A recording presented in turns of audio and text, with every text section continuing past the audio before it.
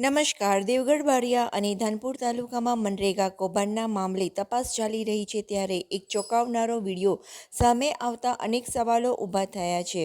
દેવગઢ બારિયા તાલુકાના દુધિયા ખાતે સ્મશાન જવા માટે લોકોને કાદવ કીચડમાંથી પસાર થવું પડે છે. ગ્રામજનોનો આક્ષેપ છે કે આ રસ્તો મંજૂર થઈ ગયો અને નાણાં પણ ઉપાડી લેવામાં આવ્યા છે, પરંતુ રસ્તો નથી બનાવવામાં આવ્યો, જેના પગલે મોતનો મલાજો પણ નથી જળવાતો.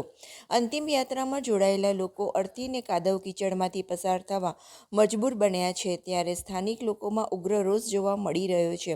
આજે ગામમાંથી અંતિમ યાત્રા નીકળી ત્યારે રોષ સાથે ગામજનોએ તંત્ર સામે રોષ ઠાલવી સમગ્ર અંતિમ યાત્રાનો વિડીયો બનાવી સોશિયલ મીડિયામાં વાયરલ કર્યો છે. વાયરલ વિડીયોને લઈ સમગ્ર જિલ્લામાં ચકચાર મચી ગઈ છે.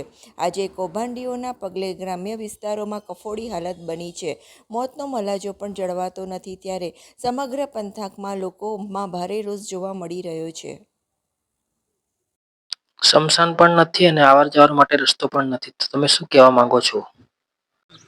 સ્મશાન વિશે તો હું કહું, અમારે દુધિયા ગ્રામ પંચાયત ચાલે ખરી, પણ દુધિયા ગ્રામ પંચાયતની જે ગ્રાન્ટ આવેલી સ્મશાન જે ખવાઈ જાય એ કંફાટ નીકળ્યું તો કોઈએ ઓનો ઉપચાર કર્યો નહીં. ગરીબોને કેવું દહેકામ લઈને આવવાનું પડે. એમે અમારા બચ્ચુ ખાબડ મંત્રી ગ્રામ પંચાયતના મંત્રી ભારત દેશના બનાવ્યા. તે વખતનું આજે 18થી 2000 સુધી મેં તે વખતનો ભાજપ મેં વોટ આલતેલો, પણ હવે એ કશું કર્યું નથી અને અમારા વરસાદમાં અહીંયા આવવા પડવા પડે અને સ્મશાન આ રીતે અમારે કરવા પડે છે.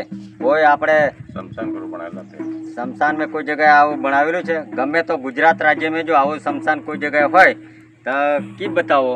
અને પછી ખબર કેવું કે અને ગ્રાન્ટ અમથા સહી સિક્કા કરીને કે લોકોને ભોળે 300ની રૂપિયા આલીને ભેળવીને જીતી જા. તે વખત કેવું કે આ રીતે પાર્ટીનો નિયમ કર્યો, પણ હવે કેવું કે ભ્રષ્ટાચાર નીકળ્યો. તે વખત આ રીતે અમારી પરિસ્થિતિ કરવા પડે છે. અમે જેવું ખેડૂતના દીકરા છીએ એટલે આવી પરિસ્થિતિ કરવા પડે છે. અમારે ખેડૂતના દીકરાને આવી પરિસ્થિતિ કરવા પડે એ રીતની વાત છે.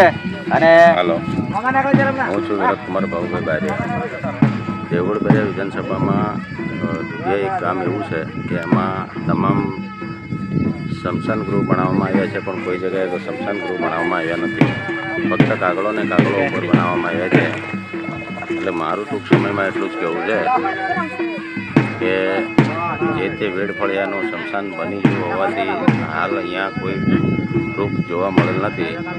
એની વધારે પડે એમ તપાસ કરે અને સ્મશાન સગડી આવી છે તે અમારા માજી સરપંચ એવા બળદભાઈ ખુમાભાઈ બારિયાને ત્યાં પડી છે.